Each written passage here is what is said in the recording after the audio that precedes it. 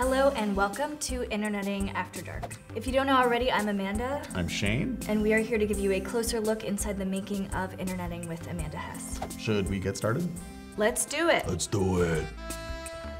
So we just launched the second season of Interneting and we had a big party in New York to celebrate. We also set up 2 anonymous question boxes so that people who are attending the event could ask Amanda questions. So, when Raccoon Revolution start date? As specific as possible, please. So we made a video that's about cats versus dogs on the internet and them fighting for dominance over our feeds. And a lot of the comments we got were like asking what all of these other animals represent in that ecosystem.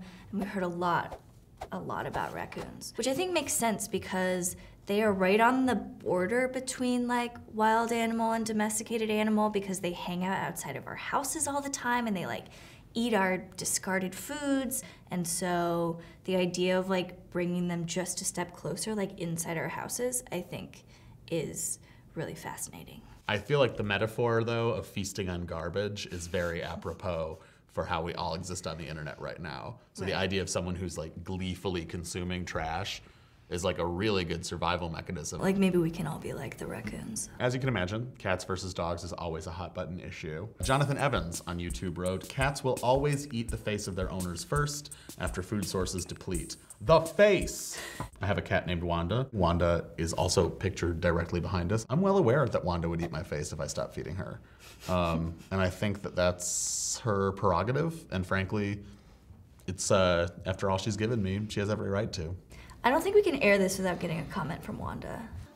Ooh. Hello, Wanda. Hi, Wanda. Okay, I have a question.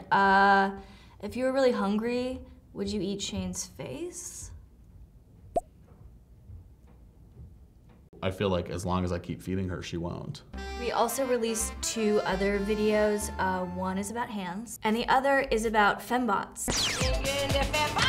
This one garnered probably the most response that we had online. This is from Monty Cantson on YouTube. "The male robot as evil threat narrative is just as prolific as the fembot, and to sculpt your narrative to avoid that is disingenuous. Here's some evil male bots since I can back up my critique off the top of my head." That's actually a great point, and I think it's really interesting to actually contrast how we construct feminine robots and how we construct masculine robots. So if we're making like techno women to be hyper feminine, we also seem to be making like techno men to be hyper masculine and specifically to be killing machines, which I think probably also says something interesting about how we do that sometimes to real men, like particularly during war. But if you're interested in more about how the internet is affecting masculinity, we actually have a video about that coming out real soon. This is from Rod from Kansas. "I was surprised you did not cover Westworld's strong female robot AI characters. I particularly enjoyed the series because it confronted the harsh reality of the kinds of purposes the male gaze will have for robots in the future, sexual objects and violent aggression toys. The female robot characters surprise us in their non-gender robot normative agency." There was one version of the video where we did end with this montage of female robots rising up and like destroying their male creators. In pop culture, fembots have a narrative. They're either destroyed to protect society from their sexual danger, or they destroy to protect themselves. Hey Siri, what will we do?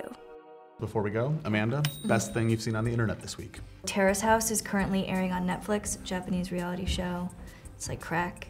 For me, I would say Defunctland, specifically their episode about the limousine ride, is incredible. Next week, we will have a new episode of Interneting for you. This one is about mysticism on the internet. And if you have any questions or comments or want to say anything else about interneting, please just leave a comment right here.